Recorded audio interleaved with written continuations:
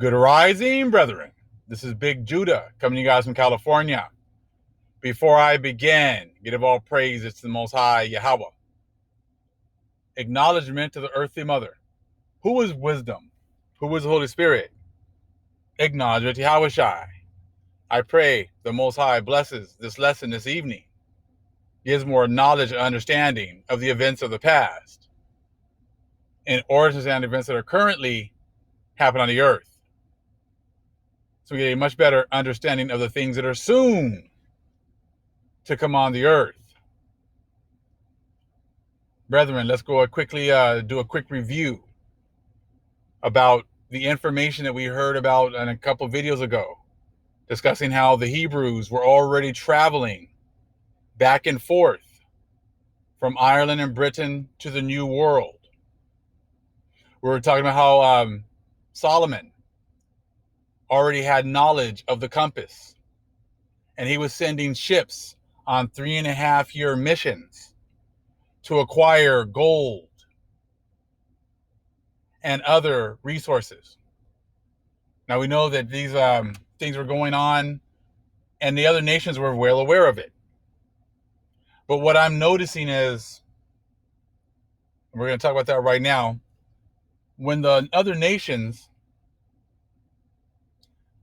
came to power, they made it a point to make it seem as if all biblical activities were happening in the so-called Middle East. And they were making it seem as if everything in the Bible is restricted to these areas. Now, there have been books written, and we're going to get into some of that right now, talking about how Columbus knew that many of these places that were in the Bible, that were being referred to in the Bible, like Ophir, were actually located over here in the over here in the Americas. Now, something we're also coming to see is that they were hiding, the other nations have been hiding information about how our people, the Hebrew Israelites, were going to Britain and Ireland. Now, we heard about Acts 29, which was taken out of the Bible, taken out of the scriptures, and hidden, refers to Paul going to Britain and Ireland, having interaction with the Druids, and the Druids actually being our people. We do know that, I want to say it's in the book of Jasher, that the priests, Levites, did not go into slavery. They did not show up and go into slavery with the other Israelites in Egypt. There's some information about them actually leaving and going somewhere else on ships. So we have information about how the Vatican and the Christians have been complicit in hiding the fact that Paul went to Ireland and Britain. And in a few videos ago also, there was legends, as they love to say, of Yahweh Shai being in Britain and or Ireland. Later on in this video, you're going to learn of another one of the prophets from the Old Testament, that there's actually rumors of him going to Ireland and Britain as well. Now it's starting to make sense. I mean, there's something huge about them hiding information about Britain and Ireland. And we know in some of these books, they'll tell you the truth as long as they make you think that it's talking about them. Now I'm going to go over a couple of books. One I've read before and used before, the Christopher Columbus, His Life and Discovery in the Light of His Prophecies. See, this is what they've been trying to hide. They've been trying to hide all these prophecies that were happening when Columbus got here, all the way up until now. See, now they're acting like their prophecy, all these pastors have made all these prophecies, and they were calling themselves prophets about Trump winning the election. And see, that's the thing. The prophecies that they're going to come up with are only going to be about what's happening right now. as if the Most High has been silent for the last 800 plus years, and he hasn't been actually speaking and actually fulfilling prophecy the last 800 years. Now we're going to show you that the popes, or these people over here in the Vatican, they were getting information from Columbus, I'm sure other people, about how these lands over here were the biblical lands. And even Columbus was making reference to what he was going to find when he got over here, and that was going to be money that the church could use in their other endeavors. Like if they decided to go after Jerusalem again, and they will get the money from the mines of Ophir to be able to do that. So let's take a look here.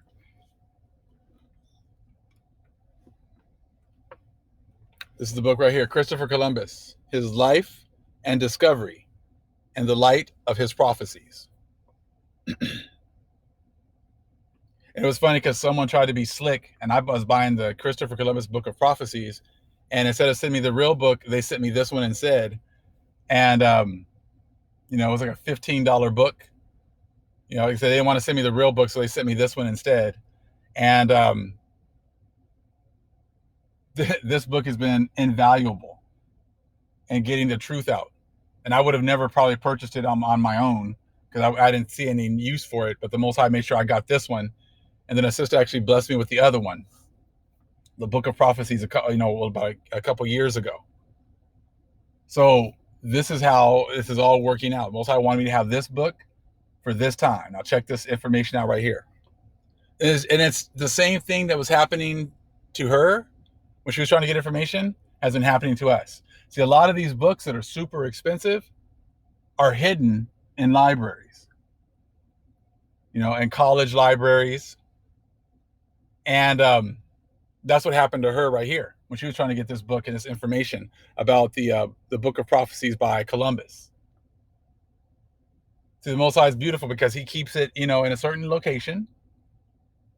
And then when it's time for us to bring this information out and get this information in order to bring out the truth, the Most High makes a way for it to get into the right hands.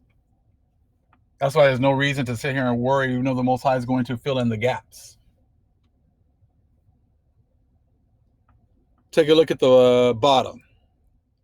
She's looking, well, actually look at the middle.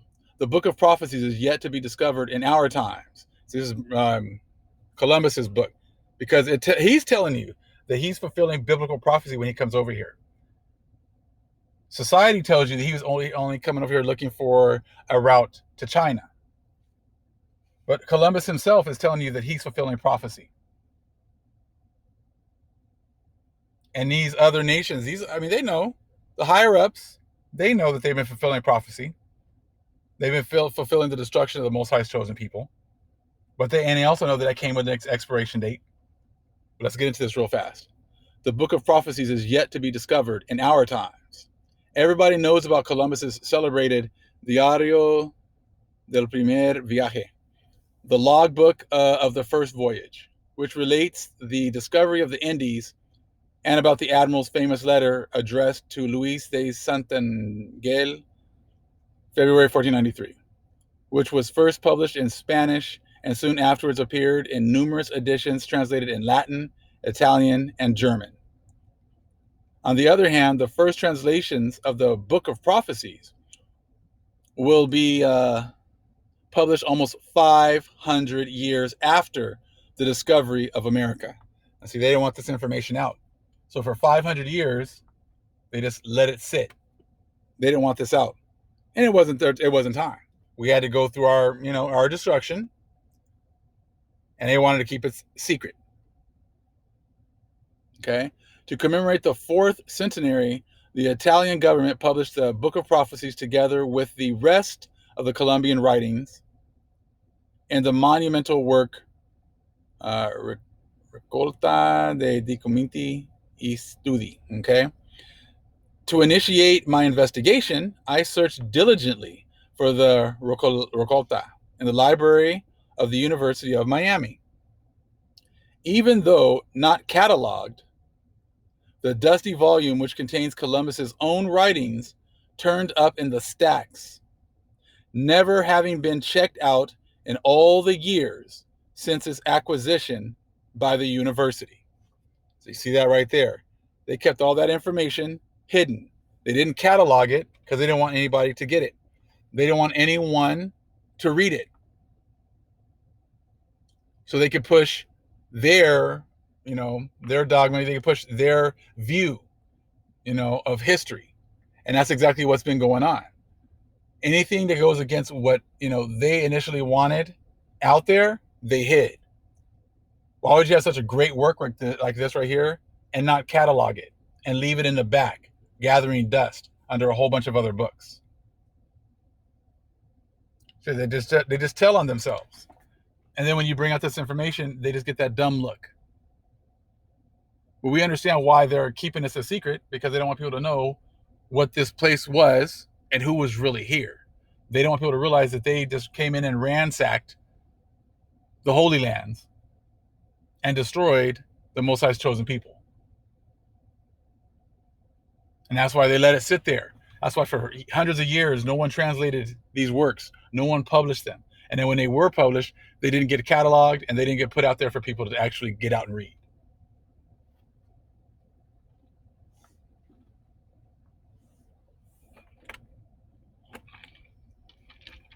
Now take a look here. This is page 118 here. In some biblical passages, Tarshish refers to a precious stone, in others to a faraway island.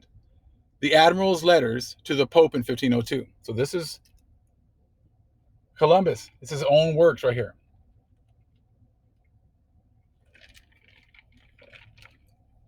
Now remember, this is really important. The admiral's letters to the Pope. So he's giving us information to the popes. Okay, in 1502. In the island are mines of all kinds of metals, especially gold and copper. There is Brazil wood, sandalwood, aloes. Okay, wood, lignaloles, okay, and many other spices. And there is incense, which comes from the myrobalan tree. This island is Tarshish, is Kittim, is Ophir, and Ophaz, and Copangu, and we have named it Hispaniola. These people knew exactly what they were coming into. Just because in your history books it says, oh, they didn't find anything. Of course they're going to tell you that, because that's what they tell you. When Columbus got here, oh, they didn't find really a whole lot of worth, but they could, use these people as slaves. But as far as all this other stuff, no, we didn't have that. But see, they were hiding what they were finding. Just like they hid this information, from the world, they hid the fact that they hit jackpot. They came to the land of their dreams. Remember, the other nations, the European nations, were poor. They got rich by going to all the other nations, going to all of our other lands.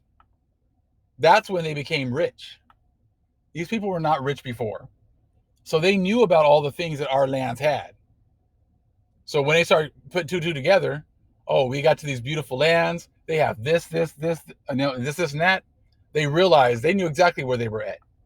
But they had to keep that all a secret. Now remember, we're hearing about these lands where we're listening to some of these videos, and we're talking about, and we're getting a lot of these books. They're talking about how Solomon had these huge navies. Which lands did which lands did the English, they had what? Huge navies, correct? They didn't have these huge navies, these Englishmen, until when? They took over our lands. So since we're getting these records of these people actually going up into Ireland and Britain to see their brethren, it would not make sense then that our people were already there, and quite possibly that Solomon was making his navies up near Britain and Ireland, the place where, when the other nations took over, that's exactly what they did. They made huge navies, and they were all over the seas, doing business, merchants, warfare, taking over other lands. So it would make sense that there's something special about Ireland and Britain, especially as far as shipbuilding, ship making, and things like that. And then the other nations are hiding the fact that our people were already up there, and our people were actually going up there making pilgrimages as well. Let's continue. It says, finally, the biblical term came to signify the sea or ocean itself, which imitates the color of some precious stones or distant lands. And they can put India. Yeah, okay, whatever. As in the following passage, which Columbus quotes from the Bible. The King Solomon had a fleet of ships of Tarshish at sea, along with the ships of Hiram. Once every 3 years, it returned, carrying gold, silver, and ivory, and apes, and baboons. Now we know also that these Gentiles have actually moved animals from one part of the world to another. They've changed, where certain animals are supposed to be. That's where they originated from. They just move animals all over the place. So there's certain areas that didn't have, like they told us that we didn't have camels over here. But then in the video I did about the Badlands, they actually had proof that there were animals here. Then the Spanish came here and said that there were no horses here. Well, you go to that video of the Badlands, it shows how there was horses already over here. They want to make it seem as if they brought these animals over here. The Spanish wanted to make sure that they try to take credit for things that they didn't do. I mean, look at our land. You don't think that we're going to have all those things here. Now it says the term ships of Tarshish may also designate the large trading ships that could sail long distances. An annotation, in Folio 77, explains that Tarshish has the figurative meaning of experiment in joy, or, according to Alfonso de Palencia, exploration of happiness. Furthermore, Nicholas of Lyra comments that the kings who came bearing gifts to Christ child were from Tarshish, and they received the faith of Christ, anticipating the future fulfillment of the prophecy in Psalms 72, 10, and 11. Let's check that out.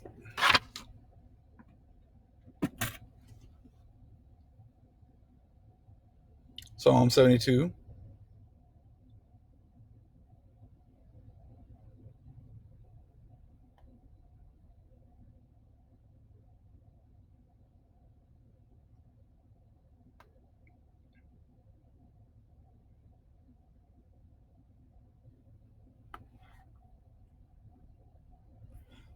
Here it says the kings, I'll make sure I get it right, 72, 10, and 11.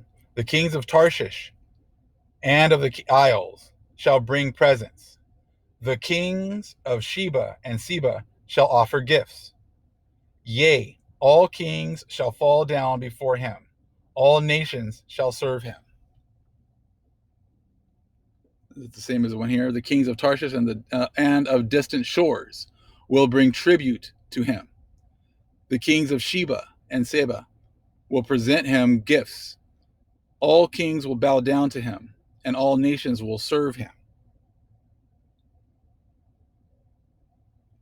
And see here, it's a little bit different here. The kings of Tarshish and the king and of the isles shall bring presents. In essence, the kings of Tarshish and of distant shores will bring tribute to him. So, and they're trying to make it seem as if it's always everything happening in the three parts. The vast majority happening in the so-called Middle East. But you're talking about these distant shores. And remember, these voyages have been happening since way before Christ. So when they found out he was going to be born, they could have came from many other places as well. Distant lands with their ships. See, these lands weren't new to our people. They were new to the Gentiles because they were not allowed to come here because that was all part of the covenant. So when you're hearing about them talking about this new world, well, it's a new world to them because the Most High kept them away from it. That was all part of the covenant that we made with the Most High in order to keep the Gentiles away. So you're getting even their breakdown about these new lands from their perspective. It was all new to them. So they want to make it sound it was all new to everyone. And it's like, no, it was a party that we were having that they were not allowed to participate in. The Hebrews, the Israelites, were having parties going back and forth, sharing, doing trade and everything else. But they were not invited to the party. And then they came and messed up the party because we messed up. Let's continue. It says, Ophir also refers to an island, or according to the glossary of Nicholas of Lyra, to a province of India. Now, I'm not going to be believing anything they say about a province of India, okay? Where there are mountains which contain gold. Could these be the famous King Solomon mines? Nicholas de Lyra adds that these lands, okay, like I said, we're not talking about India as far as over the East Indies, okay? We're talking about the West Indies. That's what we're talking about right now. It says, are inhabited by lions and very ferocious beasts. Now you understand why they moved the lions out of here. We knew there were lions already over here, but they changed that up real quick, got rid of those lions, okay? Now we're going to understand why they were moving animals and moving them to different areas, because they don't want you to be able to figure out that this land over here was where, you know, the biblical events were happening. It says, okay. For that reason, no one dares to approach such a place, but instead the ship stays near the coast for security, and exploring at a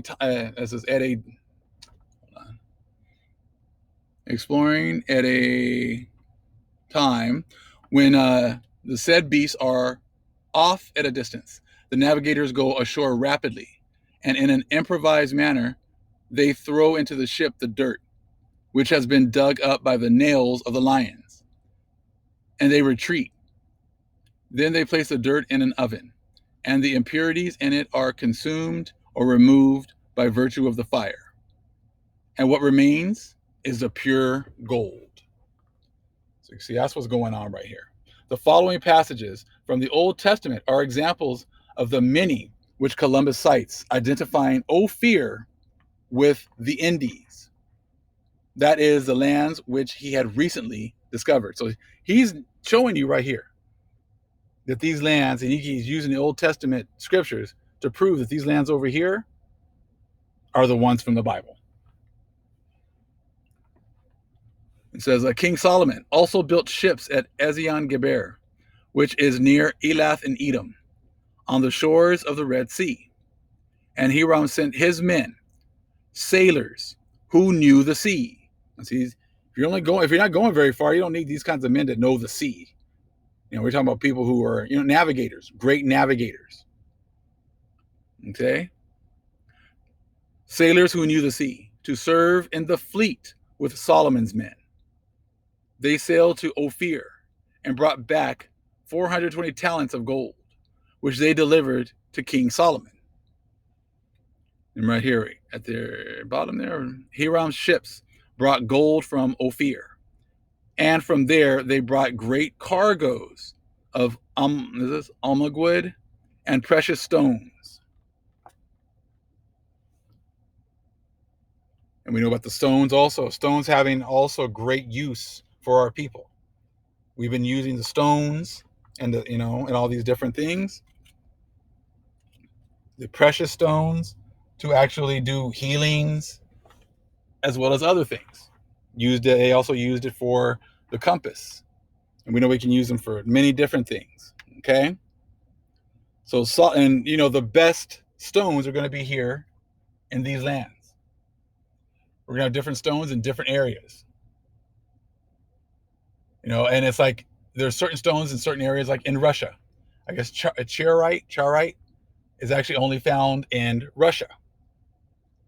But see, they put all these people, these white Russians there, to make it seem as if they've been there the whole time.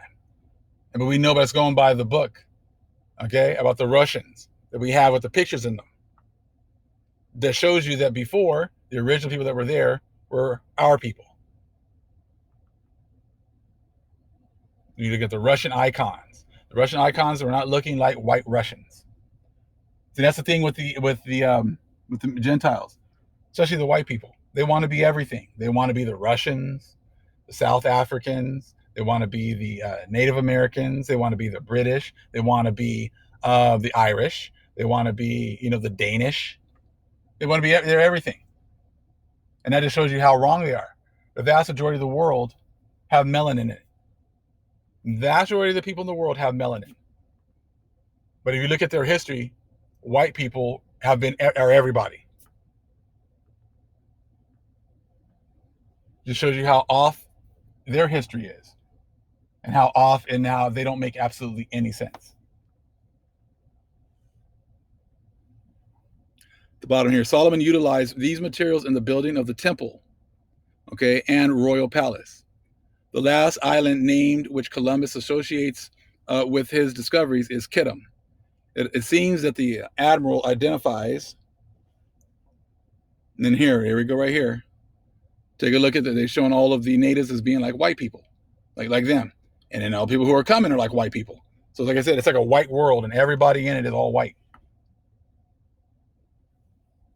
But in the America book by John Ogilvy, you can see they're showing you that the people that they came over here and destroyed were so-called black people. And of course, I'm not saying they're all black, because we make all different colors. But don't sit here and give me nothing but a bunch of white people everywhere all the time. This is the introduction of the Christian faith to the Indians. That's what this picture is right here, okay?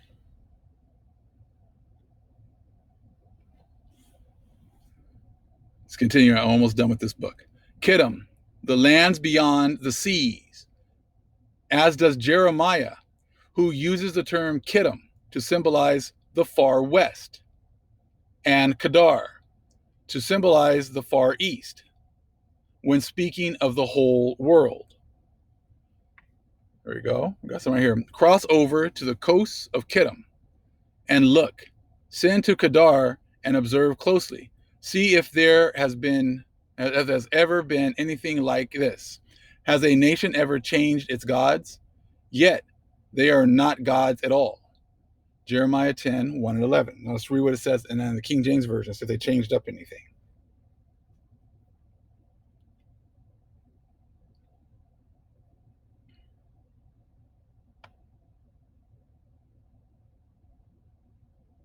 Jeremiah 10, 1. Actually,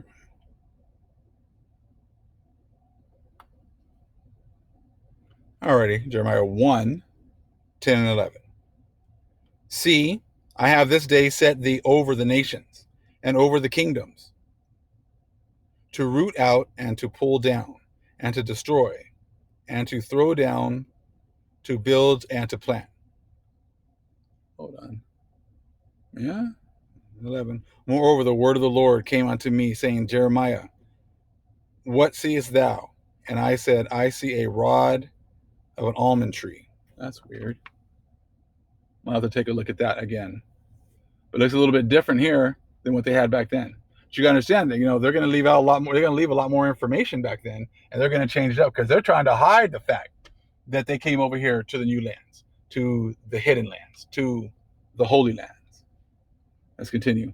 All these marvelous islands contain gold, the gold of Ophir, obtained from the Indies, is to finance the Crusades, to liberate the Holy Land. Columbus writes in the Institution de Mayorazgo, 1498. And because at the time when I was motivated to go to discover the Indies, he's already saying he's going to discover the Indies. He's not talking about going over to China. I went with the intention of entreating our lordships, the king and queen, to specify revenues that your highness might obtain from the Indies, to be sent or spent on the conquest of Jerusalem. You're not hearing anything about China. You're not hearing anything about that.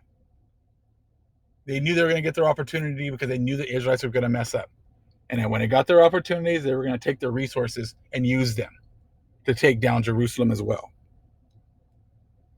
And indeed, inspired by David's example, the great discoverer appropriates the words of Israel's king to declare in the book of prophecies his purpose to apply the gold from the Indies to the restoration of the temple in Jerusalem. Besides, in my devotion to the temple of my God, I now give my personal treasures of gold and silver for the temple of my God over and above everything. I have provided for this holy temple 3,000 talents of gold, gold of Ophir. 1 Chronicles 29, 3 and 4. The Bible teaches that money in itself is not evil, but rather avarice, for the love of money is a root of all kinds of evil. Okay, 1 Timothy 6 and 10. In like manner, Columbus emphasizes the good use of gold.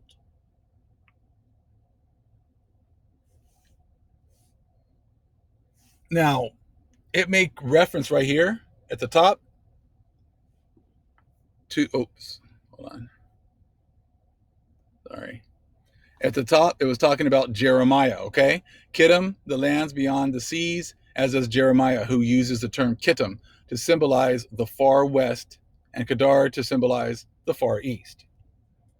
Now, what if I told you that the other nations already knew and have made reference to the fact that Jeremiah also went to Britain and Ireland? But they've been hiding that information as well. Let's check that out. That's why I like this book, because as long as they thought it was them, see, they thought that they were the ones that had the ancient history, that they're the ones that have taken over these lands. They never talk about like they talk about going, like the Edomites going and taking these lands, but they never talk about the people who were already there. They try their best not to talk about the people that they are conquering or taking over the lands from. Take a look at the bottom. Let's talk about the scepter and how the scepter is always going to be with Judah. You see, this is the part where when you start getting into British Israelism. Now it makes more sense as to why they were saying that. Well, the British or the Israelites, because they were, but there was the people that were there before them. It wasn't the ones that came and took the lands after the fact. You see, that's like usual. They assume our history and then assume that they're Israelites too. The Israelites are there. These lands are already given to them. They come and take it, and then they say they're the Israelites now. They've been the Israelites the whole time, after they came and stole the land that we had before, Britain and Ireland. And it seems to be something very, very important, mystical about these lands, especially with like ship making, being in power.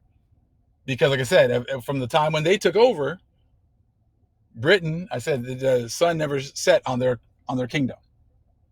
So it's something about that land is that they take it and then they're able to, build these ships. They have a mighty navy and they're able to go all over the place and just dominate. That would make sense then that the Israelites, when they had the control of the land and they were following the ways of the Most High, they were able to make ships, go worldwide, and dominate. But that history, I'm sure they've gone out of their way to hide. So check this part out right here.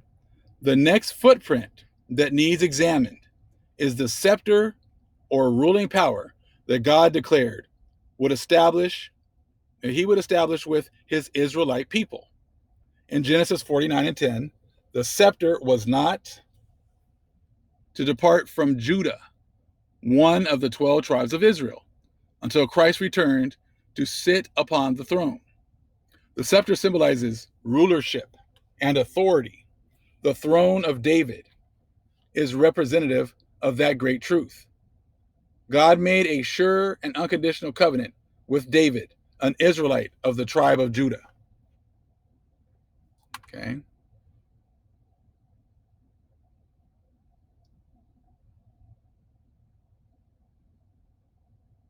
So again, the scepter symbolizes rulership and authority. The throne of David is representative of that great truth.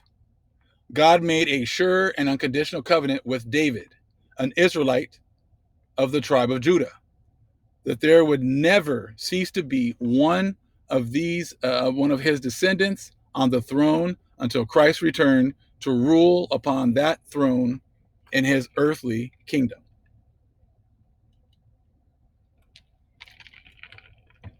The covenant God made with David is carefully laid out in Psalms 89 and Jeremiah 33:17 through 26. For over 3,000 years, that throne has remained in the earth as a witness to the everlasting promise that the scepter would not depart from Judah until Christ returned. A representative from the tribe of Judah has never failed to sit upon that throne. Today, that scepter power is found in the throne of David, located in England. Upon it now sits Queen Elizabeth II, a direct descendant of King David and the tribe of Judah. Now we understand why they, are saying the things that they're saying as far as the British Israelism. But 3,000 years ago, you so-called Gentiles or white people were not in those lands, and the Most High did not make a covenant with you. The Father made a covenant with our people. So that covenant was not pertaining to the people who are there now. That's when you got to refer back to the Black Celts book, because then it shows you that the Indo-Europeans did not show up until maybe 500 BC, but they weren't ruling. They just maybe showed up. So the Most High made that covenant with people that were there before. Then you start going to the Black Celts book and it shows you who was there before. So-called black people. So this covenant of 3,000 years was not talking about you guys. You might have got your little chance to reign for a little while, but that's it. He did not make that covenant with you. He gave you your chance to get your blessing. Now let's continue. Let's look here now. Let's talking about Jeremiah here. That throne containing the famous stone of scone, the shepherd stone, or Jacob's famous pillar stone, was to be overturned 3 times according to Ezekiel 21:27, and was not to be overturned again until he comes, whose right it is to rule on that throne. Jesus Christ is the rightful heir to that throne, and one day soon he will reign there in his earthly kingdom. The first overturn of that stone was from Jerusalem to Ireland in 588 BC. And you see, all of a sudden we're talking about Jerusalem, and then we make a quick switch, to Ireland in 588 BC. Okay. Because 588 BC, when Jeremiah and company carried the royal seed of the female line, of Zedekiah, to Ireland with him. So see, now we're talking about Ireland again. Now we're talking about Jeremiah going to Ireland. How is it all of a sudden now we're talking about, Jeremiah, we're talking about the Bible, and this 588 is referring to when our people, the Judah, was destroyed and they were taken away into Babylonian captivity. And then Jeremiah, I thought they said he went to Egypt, but now this book is saying he went to Ireland. Now it's starting to make more sense as to why Paul went to Ireland to go, to his people that were there. Jesus it was said he went over to Britain and Ireland. And we got 3 huge people from the scriptures that are now rumored or talked about going to Ireland, Britain. Now this has been, I'm sure, a place that's been in our family for a very long time.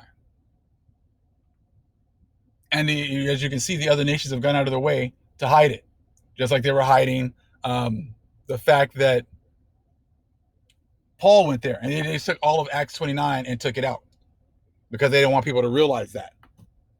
So again, the first overturn of that throne was from Jerusalem to Ireland in 588 BC, when Jeremiah and company carried the royal seed of the female line of Zedekiah to Ireland with him. The throne remained in Ireland for over 1,000 years until it was removed to Scotland around 503 AD. So now we got all these biblical events that aren't happening in the so-called Middle East that are now happening over in Ireland, Scotland, and Britain.